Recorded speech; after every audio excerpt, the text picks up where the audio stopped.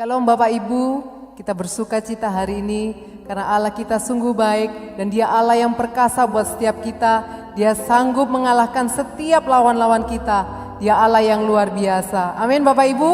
Yuk sama-sama kita mau nyanyikan lagu ini. Kita mau katakan, Engkaulah Allah yang perkasa. Semua surga dan bumi sujud menyembah. Haleluya.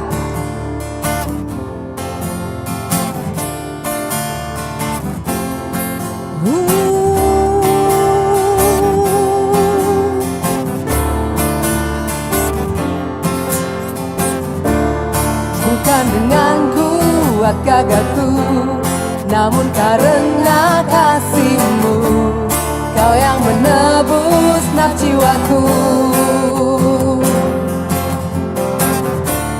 Lewati badai tak ku ragu, karena Kau tinggal dalamku. Dengan imanku ku berseru, Engkaulah Raja, Allah perkasa. Surga bumi pun menyembah. Nah firman-Mu terangi jalanku. Engkaulah Tuhan Allah yang perkasa. Amin Bapak Ibu. Tuhan akan memberikan kekuatan buat setiap kita. Bukan dengan kuat gagahku, namun karena kasih-Mu, Kau yang menebus nafsu jiwaku. Lewati badai tak ku ragu, karena Kau tinggal dalamku. Dengan imanku ku berseru, Engkaulah Raja, Allah perkasa. Surga bumi pun menyembah. Setiap firman-Mu terangi jalanku. Engkaulah Tuhan, Engkaulah Raja, Allah perkasa. Surga bumi pun menyembah. Nah firman-Mu terangi jalanku. Engkaulah Tuhan, Engkaulah Raja, Allah perkasa. Surga bumi pun menyembah. Nah firman-Mu terangi jalanku.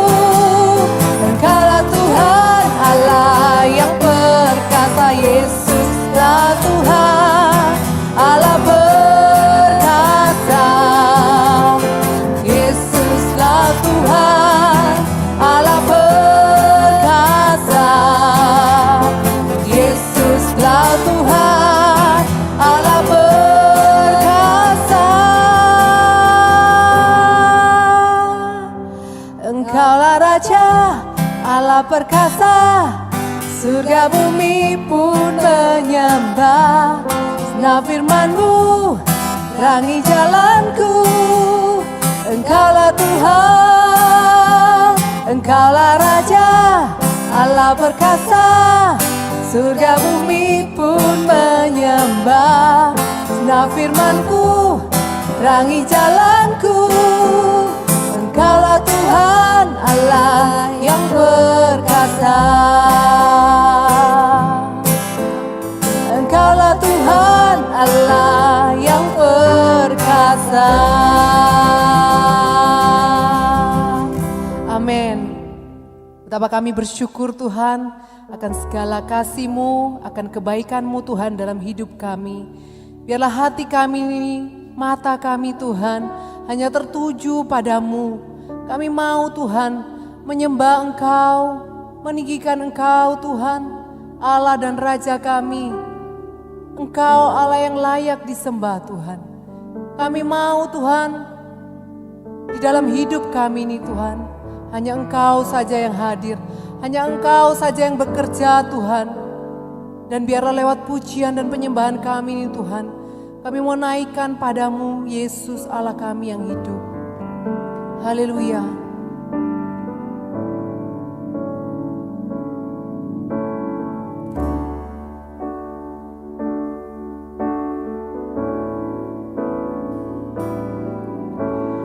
Alam semesta melukiskan kebesaran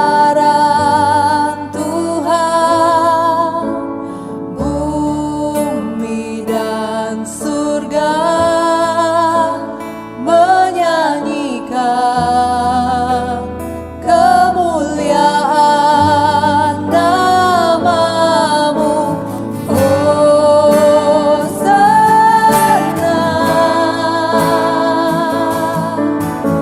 Hosana,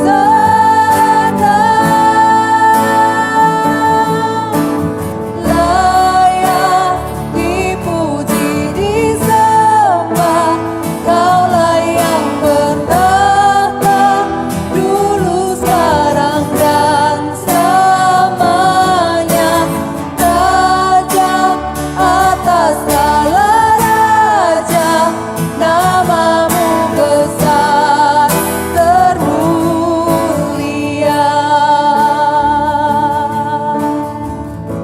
Kami mau sembah Engkau Tuhan.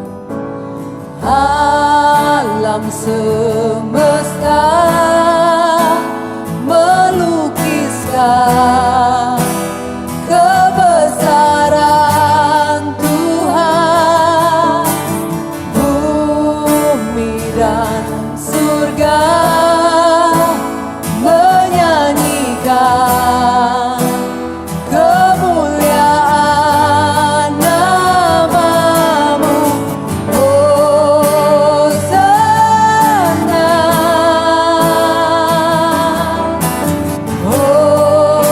Hosana,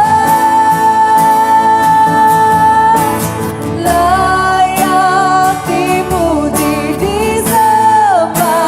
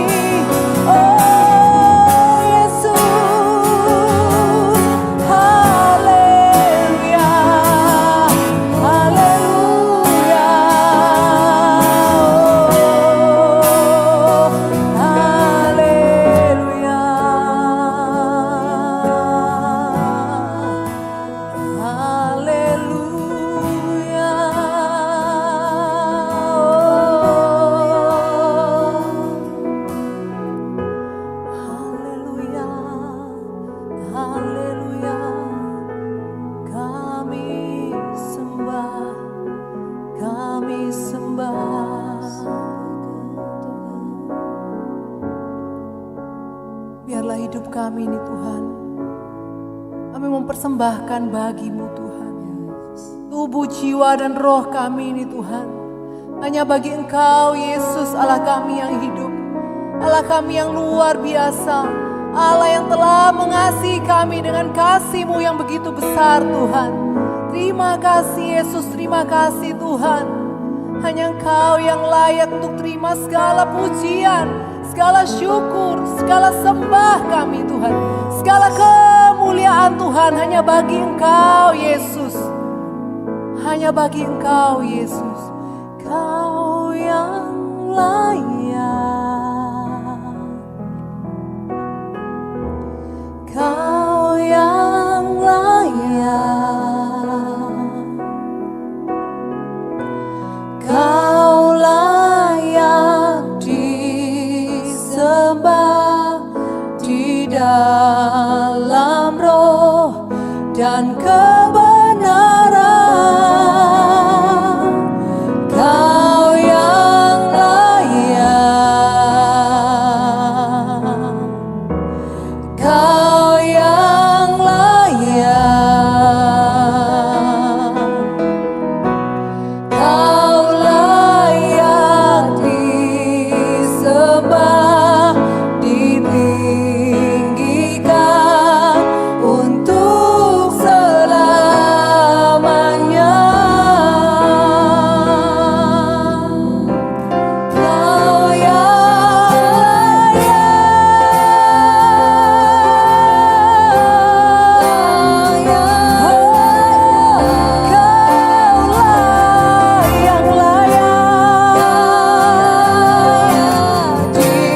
disembah di dalam roh dan kebenaran.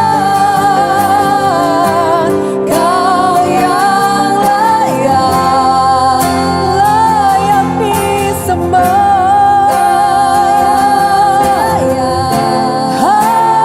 Hanya Kau Yesus disembah, ditinggikan untuk selamanya.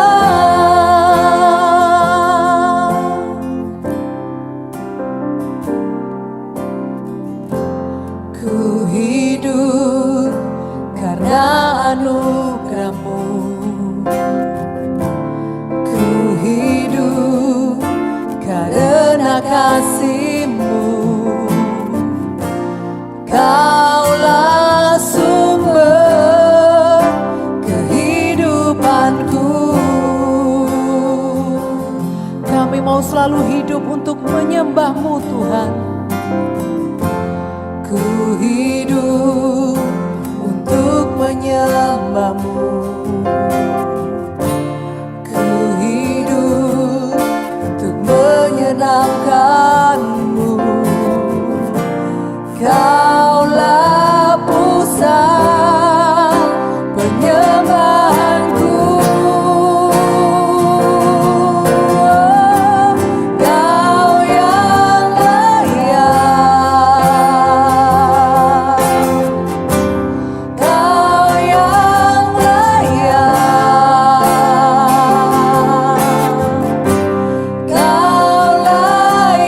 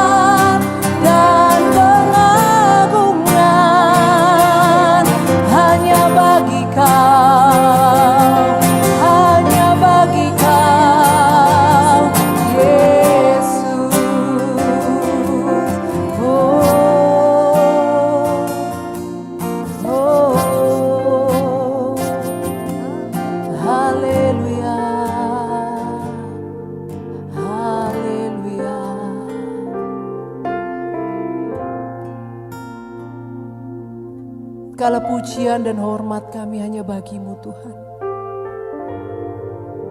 Segala kemuliaan Tuhan hanya bagi-Mu Yesus. Tidak ada Allah lain yang seperti Engkau. Tidak ada Allah lain yang layak kami sembah. Hanya Engkau satu-satunya Tuhan dan Juru Selamat kami yang kami percaya Tuhan. Kami mau dalam setiap hidup kami menyembah Engkau. Kami memuji-muji nama-Mu dengan segenap hati kami. Biarlah jiwa kami, roh kami Tuhan terus menyala-nyala Tuhan di dalam Engkau. Terus berapi-api Tuhan, mengasihi Engkau dengan segenap hati kami Tuhan. Kami mau Tuhan jadi anak-anak-Mu yang sungguh-sungguh mengasihi Engkau dengan segenap hati kami Tuhan. Terima kasih Tuhan, terima kasih Yesus. Kami percaya Tuhan adalah Allah yang hidup, Allah yang selalu bersama dengan kami, Allah yang selalu menuntun kami, Allah yang tetap mengasihi kami dahulu, sekarang, dan sampai selama-lamanya. Terima kasih Yesus, karena kasih-Mu yang begitu besar buat setiap kami Tuhan. Hanya bagi-Mu hidup kami, hanya bagi-Mu semua apa yang kami miliki Tuhan. Kami mau persembahkan semua yang terbaik bagi Engkau. Terima kasih Yesus, terima kasih. Hanya di dalam nama Tuhan Yesus kami sudah berdoa dan mengucap syukur. Bersama saya katakan, amin. Halo, selamat sore, senang berjumpa dengan adik-adik. Sebentar lagi kita akan kembali lagi untuk merenungkan kebenaran firman Tuhan. Sebelumnya mari kita berdoa. Tuhan Yesus yang baik, sebentar kami akan mendengarkan sebagian firman-Mu. Tuhan bicara di dalam hati kami. Tuhan jadikan tanah hati setiap kami menjadi tanah hati yang gembur, supaya setiap benih firman yang dibagikan Tuhan hari ini boleh bertumbuh dan berbuah di dalam hati kami, serta buahnya boleh dirasakan manisnya oleh banyak orang. Di dalam nama Tuhan Yesus kami sudah berdoa dan mengucap syukur. Setiap orang yang percaya berkata amin. Nah, hari ini saya akan berbicara sambungannya tetap dari 3 minggu yang sudah 3 minggu atau 2 minggu ya. 2 minggu kita sudah bicara tentang penginjilan. Masih ingat temanya apa? Temanya adalah The Influencer. Jadi The Influencer, hari ini kita belajar bahwa The Influencer, bulan ini kita belajar bahwa The Influencer sebetulnya yang paling keren bukan Atta Halilintar, bukan Deddy Corbuzier dan sebagainya, enggak. Tetapi justru adalah Tuhan Yesus adalah the real influencer. Dan dia juga ingin kita anak-anaknya hari ini juga menjadi influencer juga. Nah, hari ini kita akan belajar secara lebih praktikal bagaimana kita bisa menjadi influencer.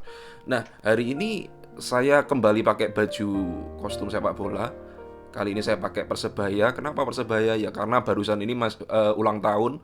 Jadi kalau yang sudah lama kenal saya ngerti kalau pada waktu saya masih lebih muda dulu, nakal sekali, sering nonton Persebaya. Bukan nonton Persebaya salah, cuman saya sampai sekarang nggak ngerti warna tiketnya itu warna apa, karena pada waktu nonton nggak pernah bayar gitu ya. Pada waktu itu selalu nyerobot. Dan ada yang mau saya ceritakan dari ini. Jadi pemain sepak bola ini ada sesuatu yang menarik bagi saya. Jadi pemain sepak bola ada pemain inti dan pemain cadangan, betul ya. Jadi ketika pemain inti bermain, pemain cadangan apa yang mereka lakukan? Mereka akan duduk-duduk di bench atau di kursi untuk menunggu kesempatan bermain kalau memang diberikan kesempatan bermain. Tapi kalau enggak, ya nasib mereka akan duduk selama 90 menit or more than that, atau lebih dari 90 menit. Mereka akan duduk-duduk di situ.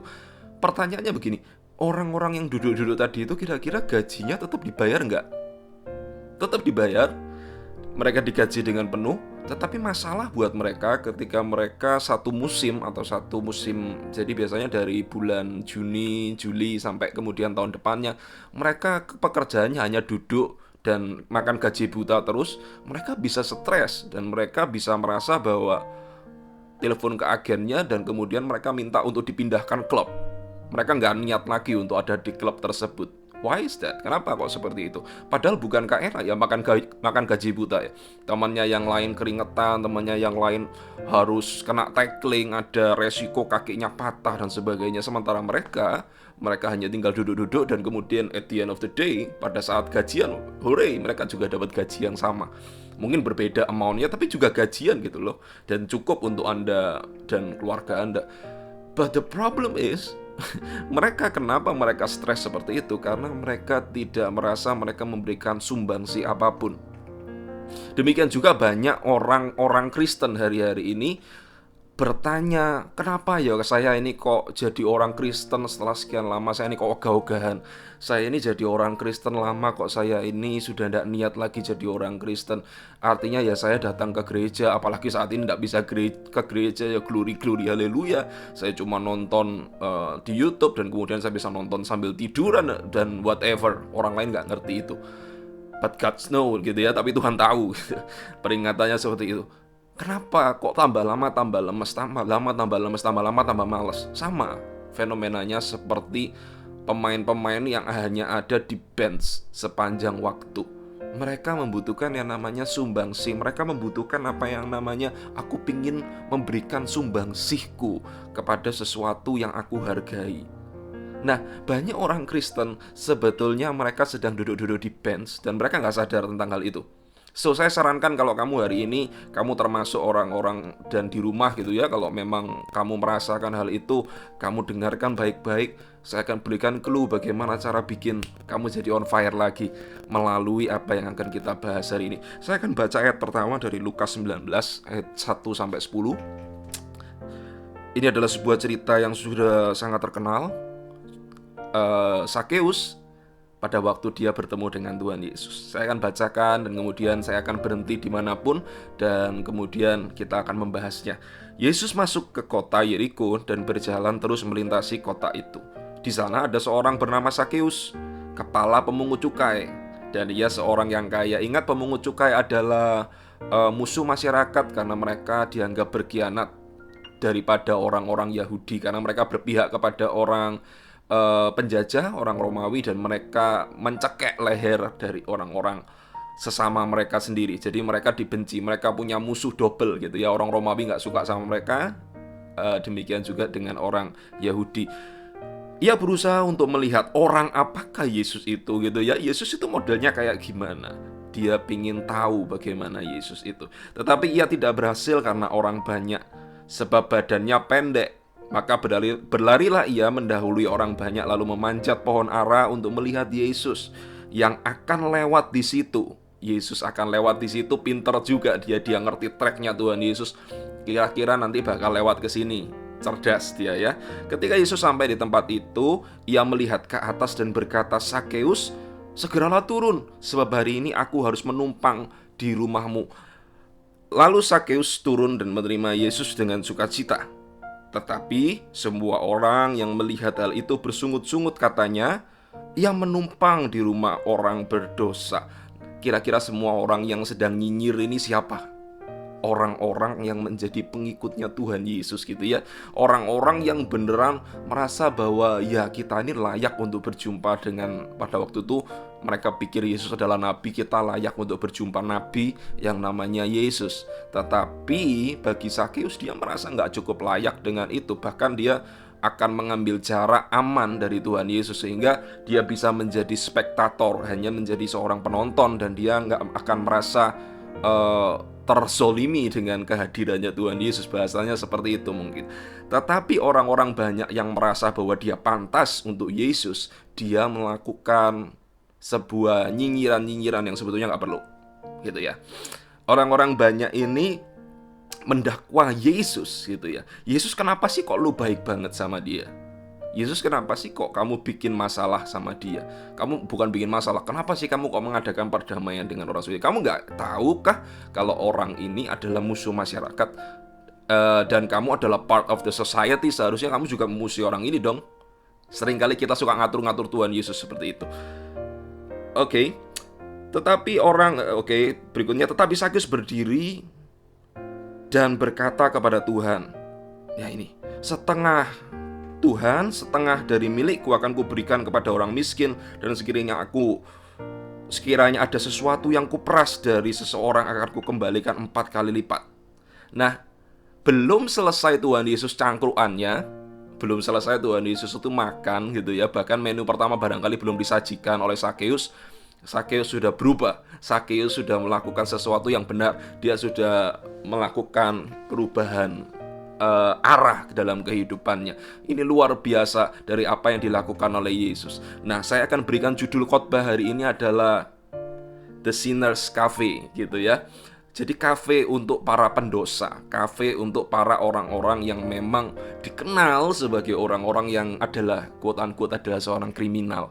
Nah, saya akan bahas tentang ini karena seringkali sama seperti yang tadi, orang-orang yang di sekitar Tuhan Yesus nyinyir-nyinyir, sebetulnya ini adalah gambaran dari gereja sendiri. Loh Kak, itu kan saat itu, no. Saat sekarang lebih parah lagi gitu ya.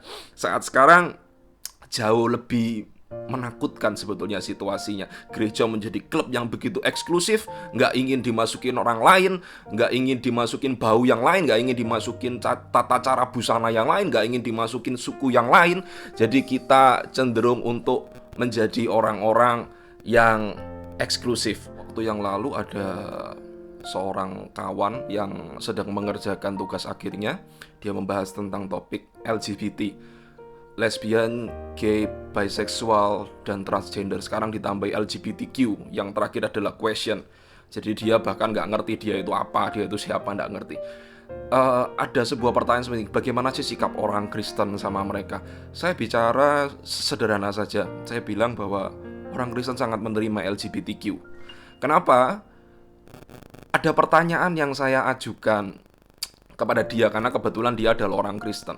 Saya tanyakan seperti ini, kamu mikir nggak, dulu ya orang berdosa itu suka banget loh cangkruan sama Tuhan Yesus. Mereka itu bisa duduk dekat Tuhan Yesus dan mereka merasa aman, mereka merasa diterima. Tetapi kenapa ya hari ini orang-orang dengan profil yang sama geli banget mereka kalau disuruh datang ke gereja. Sehingga kita lazim sekali ketika kita ngajak teman kita yang memang hancur-hancuran kehidupannya. Saya sering kali dibilangin, Kak, kenapa kok temanmu kamu belum ajak ke gereja? Temannya yang sudah Kristen itu dan sudah lama gak ke gereja, di unchurched yang sudah tidak ke gereja, dia bilang seperti ini, teman saya merasa belum layak Kak datang ke gereja. Kenapa ya? There is something wrong. Ada sesuatu yang salah dengan itu. Saya yakin ada sesuatu yang harus kita perbaiki sebetulnya dari dalam. Kita jangan nyalain orang di luar dulu, karena janjinya Tuhan itu ya dan amin. Ladang sudah menguning dan siap dituai. Masalahnya penuai-penuainya nggak banyak. Jumlah gereja banyak, jumlah orang Kristen banyak, tetapi Tuhan berkata penuainya nggak banyak. Apa artinya? Artinya adalah tidak semua orang Kristen siap menjadi penuai. Nah, itu dia. Dulu orang berdosa itu senang kumpul dengan Tuhan Yesus, sehingga sampai Tuhan Yesus itu punya gelar namanya The Friend of Sinner. Dia adalah sahabat bagi orang-orang berdosa. Sehingga dia seringkali mengatakan, aku bukan datang buat hanya tabib itu dibutuhkan oleh orang-orang yang sakit, bukan oleh orang-orang yang sudah sehat, yang merasa dirinya sehat, yang merasa dirinya siap untuk nyinyirin orang lain. Tapi tabib dibutuhkan oleh orang-orang yang sakit. Ada sebuah cerita lagi tentang pemungut cukai, dan kali ini malah lebih keren, dia jadi muridnya Tuhan Yesus. Ada kisah tentang bagaimana Matius dijangkau oleh Tuhan Yesus. Matius 9 ayat 9-13. Setelah Yesus pergi dari situ, ia melihat seorang yang bernama Matius duduk di rumah cukai. Lalu ia berkata kepadanya, ikutlah aku. Langsung direkrut jadi murid. Mungkin saat itu ia sudah just see around you, lihat-lihat aja dulu. Nanti kalau kamu menarik, bagi kamu, Tuhan gak pernah paksa orang kan, soalnya kan dia akan ikut kepada Tuhan Yesus dengan kemauannya sendiri. Maka berdirilah Matius lalu mengikuti dia. Kemudian ketika Yesus makan di rumah Matius, datanglah banyak pemungut cukai dan orang berdosa dan makan bersama-sama dengan dia dan murid-muridnya. Nah, orang-orang pemungut cukai, orang berdosa dan murid-muridnya lagi cangkruan nih. Kalau itu ada kalau zaman sekarang barangkali cangkruk di rumah makan atau di mana, dan isinya adalah the criminals gitu ya. Isinya adalah orang-orang yang berbuat sesuatu yang buruk, adalah kriminal-kriminal. Barangkali kalau zaman sekarang Kak, aku susah membayangkan pemungut cukai seperti apa. Bayangkan hari ini misalkan Kak Hana, Tante Hana duduk di sebuah rumah makan, lalu kemudian di sampingnya adalah, sorry saya sebut nama, barangkali adalah John Kay, sebelahnya adalah penyamun siapa, sebelahnya adalah pembunuh, sebelahnya adalah pemerkosa, dan semuanya duduk di dalam tempat yang sama. What do you think about that? Pasti semua dari kita, barangkali ada jemaat yang langsung mama-mama langsung ngomong, ngapain itu Cik Hana di situ? Gitu ya. Ngapain dia di situ? Dia nggak ngerti yang di sebelahnya itu seorang kriminal, etc. Dan kemudian seterusnya. Lalu kemudian berkembang karena jangan sekarang banyak netizen julid gitu ya, yang kurang kerjaan. Tahu nggak Cik Hana itu ya, sekarang dia nggak kumpul sama Kak Hendro loh, sekarang dia kumpulnya sama orang-orang yang banyak dosa, sama pelacur-pelacur. Ngapain dia di tempat seperti itu? Bayangkan, itu yang terjadi pada saat itu sama Tuhan Yesus. It's not easy.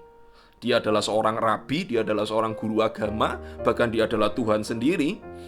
Tapi dia harus kumpul dengan orang-orang seperti itu. Bayangkan stigma orang lain bagaimana tentang dia. Gak gampang gitu ya. Pada waktu orang Farisi melihat hal itu, berkatalah mereka kepada murid-murid Yesus. Nah, ini netizen julidnya ada pada saat itu. Mengapa gurumu makan bersama dengan pemungut cukai dan orang-orang berdosa? Gitu. Yesus mendengarkan dan berkata, bukan orang sehat yang memerlukan tabib, tetapi orang sakit. Bukan orang sehat yang memerlukan tabib, tapi orang yang sakit. Dan kemudian closingnya ini keren banget ini ya, 10.000 volt, ini keren.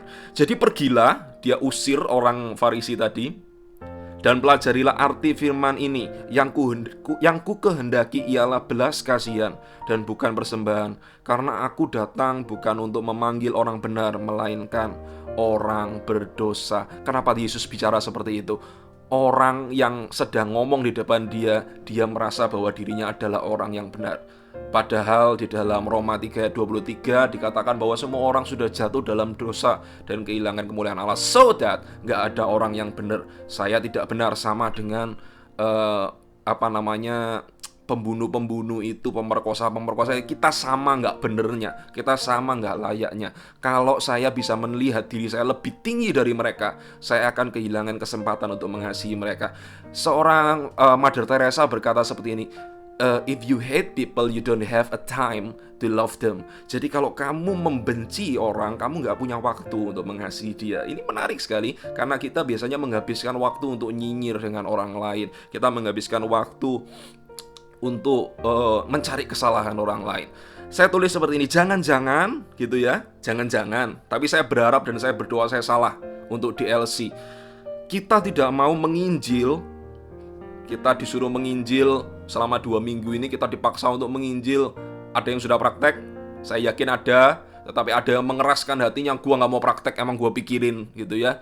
Toh nanti kalau mereka sukses, mereka jadi murid Yesus, saya dapat apa? Jangan-jangan kita tidak mau menginjil karena kita tidak mau mereka ada di samping kita di gereja. Artinya literally orang-orang itu ada di samping kita di gereja. Kita sering berdoa bukan, Tuhan kirim jiwa-jiwa dong ke sini. Tuhan tambahkan orang-orang di DLC, terutama yang dulu ya founder-foundernya di DLC, anak-anak sendiri, bukan Kak Dendi, Kak Hendro dan sebagainya, bukan, tetapi anak-anak sendiri dulu. Ingat nggak kita pernah berdoa di ruang di ruang doa kecil, Tuhan kami minta jiwa-jiwa, Tuhan antar, Tuhan kirim, kami akan bersedia untuk menjangkau mereka dari luar dan kami akan bawa mereka ke DLC. Ingat gak kita pernah berdoa seperti itu? Tapi kita berdoa seperti itu, tapi sampai sekarang belum terjadi gitu ya. What happened? Jangan-jangan ini adalah masalahnya, kita gak bersedia untuk mereka ada di samping kita di gereja. Bayangkan kalau doa itu kira-kira ya, dengan sepenuh hati kita doakan kembali dan kemudian Tuhan jawab doa kita, penginjilan, lalu orang banyak datang ke DLC pada saat nanti DLC sudah dibuka secara fisik, dan kemudian yang datang adalah orang-orang yang pakai rambut punk dan orang-orang yang kamu sering lihat, oh ini pencopet ini. Lalu di sampingmu yang sebelah kiri ada cewek-cewek yang pakaiannya seksi-seksi seperti itu. Kira-kira gini ya, kira-kira Kak Dendi, orang-orang dari diskotek tiba-tiba masuk ke DLC. Mereka lompat-lompat sama kita, bajunya nggak karu-karuan gitu ya, pokoknya ditutup gitu aja, bajunya seksi dan sebagainya. Kira-kira kita bisa menerima mereka apa adanya nggak? Bagi yang cowok, kamu malah taking for granted nggak? Malah ngeliatin mereka, wah ini seksi nih. Atau kamu menerima mereka sebagai saudara seimanmu? I'm so serious about that. Jangan-jangan malahan kita malah resisten dengan mereka. Jangan-jangan ketika orang-orang yang aneh-aneh, anak-anak yang pang, yang rambutnya nggak karu-karuan, yang dekil, yang baunya nggak enak, datang ke gereja, tiba-tiba kita simpan dompet kita. Wah, jangan-jangan ini mereka datang ke sini cuman alibi nih, dompet saya yang mereka incer dan sebagainya. As you know, bahwa banyak sekali hari-hari ini orang-orang di luar sana yang sebetulnya memerlukan Yesus. Nggak ragu saya bilang seperti itu. Saya nggak pernah ragu bahwa hari ini dunia sangat perlu Yesus. Saya suka sekali ada lagu yang berkata seperti ini, Jesus is the answer for the world today. Above him there's no other. Jesus is the way. Jesus is the answer of the world today. Above him there's no other. Jesus is the way. Saya percaya bahwa hari ini dunia sedang memerlukan satu pribadi yang namanya Tuhan Yesus. Tetapi masalahnya adalah anak-anaknya Tuhan Yesus yang lama gak bisa akur dengan anaknya Tuhan Yesus yang akan dijangkau berikutnya. Nah, ini yang sebetulnya menjadi concern kita hari-hari ini. Nah, real dealnya kayak gimana Kak Dendi? Gimana caranya kita, kalau kamu tadi sudah mendengarkan dan kamu berkata bahwa iya bener ya, kita harus berubah nih. Mulai sekarang DLC harus menerima mereka apa adanya gitu ya. Kita harus mulai jangkau mereka. Saya nggak mau ini menjadi sebuah retorika saja, karena ini sudah lama dijadikan retorika di banyak gereja. Percayalah, ini menjadi sebuah concern saya. Bahkan saya nggak mau rasis seperti itu ya, tapi urusan ras pun di dalam gereja itu tetap menjadi masalah. Banyak orang-orang Kristen merasa nggak nyaman ketika ada orang yang rasnya berbeda dengan dia, ada di sampingnya, duduk di sampingnya, ada di dalam komselnya mereka. Kenapa sih kok komsel saya nggak sesuku dengan saya dan sebagainya. Hello. Dan itu yang menjadi, bayangkan kalau Tuhan Yesus ada di tempat itu, barangkali orang seperti itu dimaki-maki sama Tuhan Yesus. Tapi saya bukan Tuhan Yesus, saya nggak punya hak untuk memaki-maki. Saya pikir yang seperti ini harus dihentikan. Bukan saya pikir, tapi Alkitab berkata bahwa yang seperti ini harus dihentikan. Semua batasan ras. Kalaupun ada teman kita barangkali yang dengan ras apapun sedang menjangkau jiwa, mari kita bantu mereka. Misalkan teman-teman kita yang dari Papua, ada orang yang sedang merantau, orang-orang Papua ada di Surabaya, kamu mau jangkau mereka untuk ke DLC, untuk ikut ibadah online, ikut komsel. Teman-teman yang suku yang lain, do your respect. Bagikan kehidupanmu juga untuk mereka. Tanya, hey, kamu punya VIP list? Ada nggak? Aku soalnya belum ada. Yang dulu VIP listku sudah keluar kota, keluar negeri, atau sudah dimenangkan untuk Tuhan barangkali. Aku belum ada. Kamu ada? Oh ya ada. Kalau gitu kita jangkau bareng-bareng yuk. Nah, bukankah yang seperti itu yang seharusnya kita lakukan? Masalahnya kita sering alfa di dalam hal seperti itu. Kita sering absen di dalam hal seperti itu. Kita nggak bisa tolerir untuk ada orang di sekitar kita yang berbeda dengan kita. Saya sering keliling ke banyak gereja dan saya melihat bahwa kenapa saya love DLC so much, karena DLC ini beda. DLC ini rasanya benar-benar Indonesia. Berbagai macam suku ada di dalam DLC. Saya biasanya datang ke gereja-gereja, paling mentok-mentok cuma ada 1-2 suku. Ada yang orang Chinese semua, orang Tionghoa semua, yang satunya orang Jawa semua. Hanya ada 1-2. Di tempat kita banyak macam-macam. Ada orang Nias, ada orang Manado. Sandro itu hitungannya Manado ya. Ada orang Tionghoa, ada orang Jawa, dulu ada orang Bali, ada orang Papua. Nggak disebut jangan marah gitu ya. Banyak sekali suku-suku bangsa yang ada di DLC. But the problem is, sampai saat ini pun kita seringkali, kenapa sih nggak suku saya yang banyak di DLC? Aku nggak nyaman dong kalau saya nggak ada di dalam suku saya. Saya nggak nyaman dong kalau di sekitar saya tidak ada orang-orang yang serupa. Di sekolah saya semuanya orang yang sesuku dengan saya. Sekarang saya dipaksa untuk seperti ini, saya stres, saya nggak suka. Halo, kalau hari ini ada Yesus, dia pingin kamu berubah. Hari ini ada Yesus di tempat ini dan dia pingin kamu berubah. Jangan seperti itu. What the real deal? Apa yang harus kita lakukan? Ini yang menarik. Yang pertama, dunia perlu penerimaan. Jangan jadi hakim-hakim kampungan mulai saat ini. Dunia perlu diterima. Dunia tidak perlu kamu datang kepada orang-orang berdosa. Lihat tadi Tuhan Yesus nggak bilang sama Matius dan nggak bilang sama Sakeus, kamu orang berdosa, ini dosamu ya saya tulis dosamu 1, 2, 3, 4, 5. Kalau orang sudah tahu dia berdosa dan bertobat gitu ya, kalau tahu dia sudah berdosa, nggak usah dikatakan dosanya apa. Dia lebih tahu dari kamu dosanya apa. Dan dia sudah tahu the cost, apa harga dari dosanya itu. Dosa pasti menimbulkan price kan, selalu menimbulkan kesakitan apa yang harus kita alami. Jadi nggak usah lagi jadi hakim kampungan ya. Nggak usah lagi ketika ada orang berdosa, kamu ini belum mengalami Tuhan. Gitu banget gitu ya. Emang kamu sudah mengalami Tuhan? Kalau orang mengalami Tuhan, dia tidak akan suka menghakimi orang yang belum mengalami Tuhan.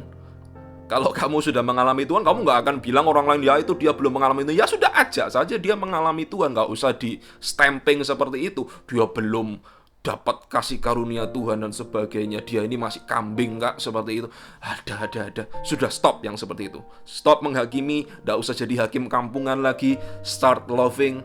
Saya tahu job desk kita di dalam dunia ini bukan jadi hakim, tetapi kita jadi orang yang lover. Saya sebut bold lover. Jadi orang yang mencintai dengan gila-gilaan. Yang kedua, jangan merubah apapun dulu, gitu ya.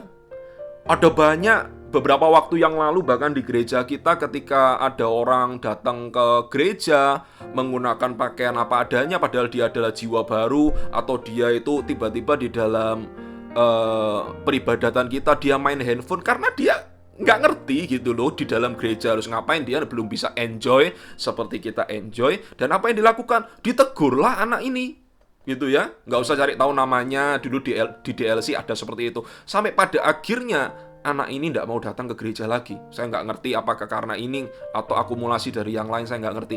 Tetapi ada sebuah punch yang besar pada saat itu. Dipanggil loh ke atas mimbar loh, hanya karena dia main handphone. Dan saya bicara dengan orang yang menegur itu. Saya bilang, that's not right, itu nggak benar.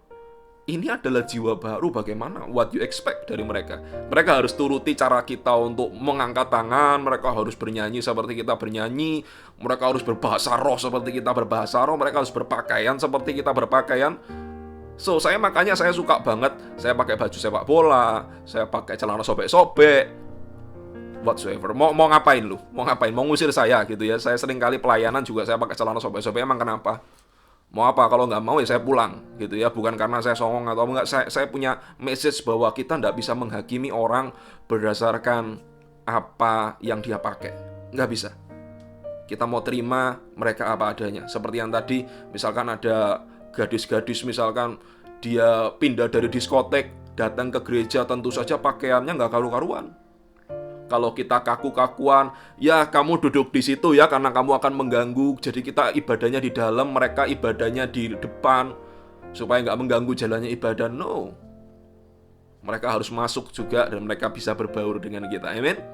Dan yang ketiga, gunakan tools yang sudah ada. Yang pertama, kita punya Komsel.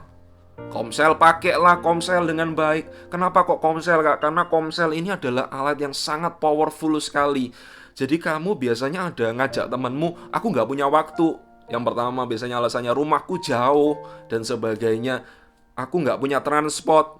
Lalu kemudian banyak lagi alasan. Tetapi hari ini alasan itu nggak ada karena dia cukup menghidupkan data. Lalu kemudian dia bisa connect dengan kita. Loh Kak, kalau dia nggak punya paketan data gimana? Saya suggest ya, beneran belikan dia paketan data. Kalau beneran dipakai buat itu, bukan dipakai buat PUBG ya. Kamu tahu dia orang nggak punya duit, kamu tahu dia orang yang pingin ikut ke Komsel, tetapi dia ngomong dengan sepenuh hati, aku pingin lo ikut ke Komsel, tapi aku nggak punya data. Belikanlah paket yang 1 giga, mentok-mentok cuma 20.000 gitu loh. Kalau nggak punya, minta sama PKS. PKS-nya kan sekarang masih kakak-kakaknya semua. Saya yakin kamu mintain todong uang 20.000 nggak bikin mereka bangkrut. Saya yakin. gitu ya, nggak apa-apa. Minta sama mereka, Kak aku minta uang 20.000 buat apa? Aku minta buat paket data. Ini ada VIP listku yang mau datang attend ke dalam Komsel, tetapi dia nggak punya data. Saya yakin mereka pasti belikan. Kalau enggak, kamu ngomong sama saya gitu ya. 20.000 nggak bikin kita miskin lah, pasti bisa. Nah, yang berikutnya sebetulnya ada banyak sekali tools. Dan kemarin saya dan Bu Hana sempat datang ke sebuah webinar. Kita ngomongin tentang Alpha Youth Alpha yang beberapa tahun yang lalu kita pakai. Sebetulnya sekarang ini sedang booming. Karena saya sering bantuin untuk gereja-gereja yang ada di Surabaya, mereka kasih masukan ke tempat saya dan mereka mengatakan thank you, hari ini gereja kita bertumbuh bahkan di dalam masa pandemi ini melalui Alpha. Jujur saya gemes gitu ya, karena saya yang pertama salah satu yang pertama yang bawa Alpha ke Surabaya, tetapi justru di gereja saya sendiri yang saya bantu, yang saya sepenuh hati ada di sini, saya belum berhasil untuk melakukan ini dengan sukses. Malah di lingkungan kerja lebih berhasil, tetapi di anak-anak saya sendiri belum. Saya utus beberapa orang dan sebagainya, kelihatannya tapi belum bergerak.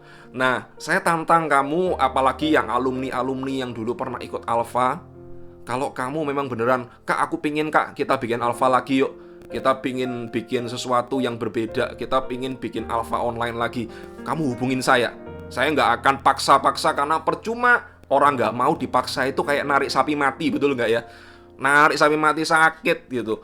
Saya minggu depan akan hari Rabu, saya nggak tahu apakah Ibu Hana akan ikut. Kami akan ikut lagi untuk pelatihan bagaimana cara bikinnya online sih.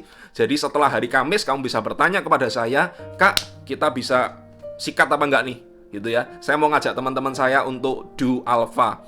Untuk yang lain yang belum tahu, kalian bisa tanya sama dedengkot-dedengkotnya DLC. Dulu saya ingat saya ada Patrick, ada Felix, ada Kesia, Shema, lalu ada yang agak tua-tua itulah ya, Sandro, ada Andi barangkali. Kamu tanya apa itu Alpha.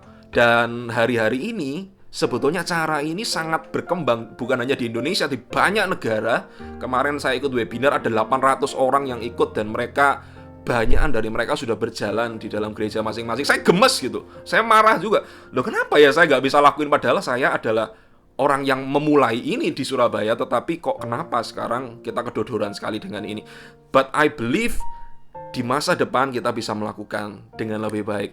Saya percaya bahwa firman sederhana ini, saya nggak akan mau ngajak kamu untuk menjadi emosional, tapi saya tantang kamu untuk menggunakan logikamu, sehingga logikamu bisa mengubah hatimu. Bukankah kita disuruh berubah oleh pembaruan budi kita? Mari kita tundukkan kepala, kita berdoa. Holy Spirit, come in this place. Come into our heart. Datang ke dalam hati kami Tuhan. Setelah kami menerima benih firman-Mu, sekarang giliran-Mu untuk menyemai di dalam hati setiap kami. Ubah hati-hati yang keras, jadikan setiap hati kami menjadi tanah hati yang gembur. Tuhan, tidak ada yang bisa mengubah hati manusia kecuali Roh Kudus. Hamba-Mu selesai, tetapi Engkau belum selesai. Hamba-Mu mungkin tidak bisa mengubah hati yang keras dari diri anak-anak-Mu di tempat ini Tuhan. Mereka yang berkata, aku gak mau menginjil. Tapi aku percaya bahwa Roh Kudus bisa mengubah hati mereka. Roh Kudus hari ini sedang memberikan beberapa, it's not a vision, mungkin hanya sebuah bayangan kepada kamu tentang wajah teman-temanmu. Saya ingin bertanya pertanyaan sederhana, apakah kamu sudah ikhlas kalau suatu saat Tuhan Yesus datang kedua kali atau dia meninggal dunia? Dia akan pergi ke neraka? Apakah kamu sudah ikhlas dengan itu? If you are not, kalau kamu berkata enggak, aku enggak ikhlas Kak, this is the time untuk mulai berdoa lagi, mulai lagi menangis untuk dia, mulai lagi enggak menyerah untuk dia. Kalau kamu mengerti firman ini, rekaman ini selesai, kamu akan mulai untuk chat dengan orang itu. Kamu akan mulai untuk telepon dengan orang itu dan berkata, hey how are you? Aku kangen sama kamu, aku berdoa buat kamu. In the name of Jesus, Aku berdoa Tuhan tidak ada yang sia-sia di tempat ini. Di dalam nama Tuhan Yesus aku berdoa dan mengucap syukur.